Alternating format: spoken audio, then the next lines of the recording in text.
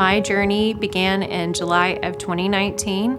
I believe it was July 6th. I was scrubbing for a spray tan. That's something I always did. And I felt a gumball feeling in my left breast.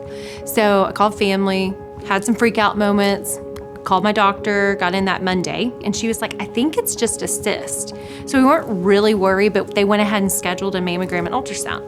Well, I was in between jobs, and so I was like, oh, $600-700, that's kind of rough.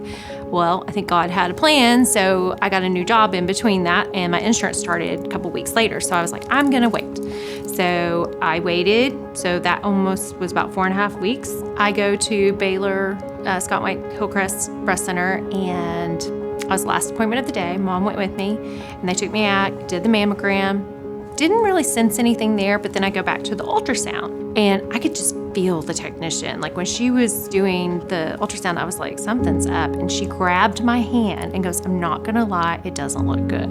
Of course, I'm bawling by then, and she runs, bolts down the hall to the doctor, and he comes back and says, I have to do a needle point biopsy. So I got a call that Tuesday from Michelle Wilson, and she said positive for carcinoma. And the next day I went in, August 28th of 2019, went to Dr. Robin Screen with my mom, my aunt, my best friend, and she goes, you have stage 3B invasive ductal carcinoma. So that's an overwhelming appointment. It's 2.5 hours, and they tell you everything and what's gonna happen. You don't know the protocols of your chemo, because what happens is they have to start doing all these scans and tests now, because they gotta test your whole body. Unfortunately, after more testing, they revealed that it became stage 4 metastatic breast cancer. It had gone through my blood to my liver. So it went from a treatment plan to a survival plan. I was told, I'll never forget those words, we're going to try. There wasn't a specific protocol. There wasn't specific meds. My doctor's on tumor board. I love her, Dr. Tara Barnett at Baylor McClinton Cancer Center, and she was talking to all her colleagues, and they came up with a plan, and we trusted her. We trusted the team, and I started my first chemo the day before my 20-year high school reunion, and it was 8.5 hours, very long day.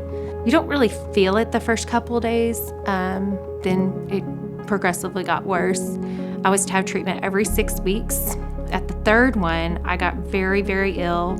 My ejection fraction dropped, which is your blood pumping function, and I ended up in the hospital for 3 days.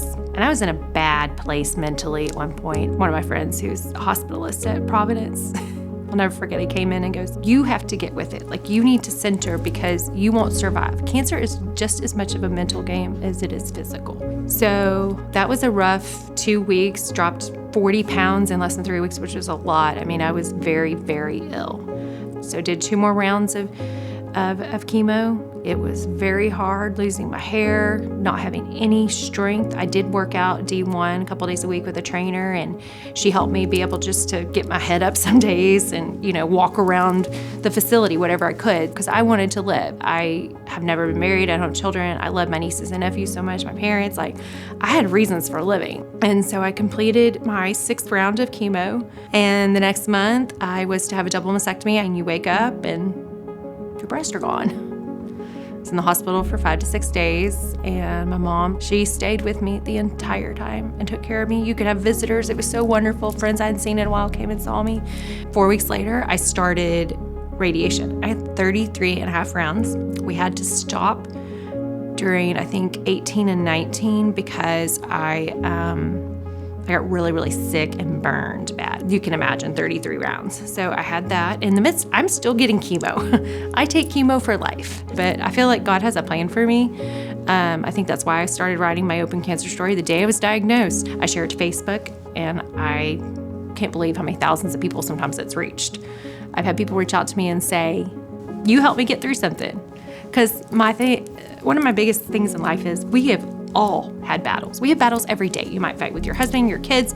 Something might not work right. Jeans too tight. There's just something battle, but you have to be there to support one another. And so I feel like my story is sharing with others how to tackle it on, no matter how big and how small. I just think a lot of what ifs, but I try not to.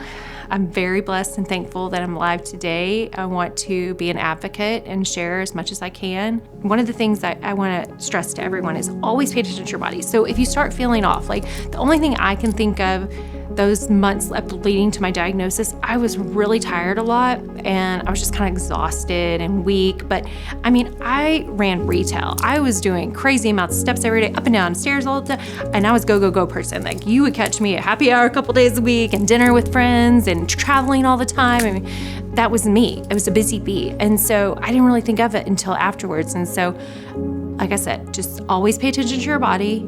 Always listen. If you question, go get an answer.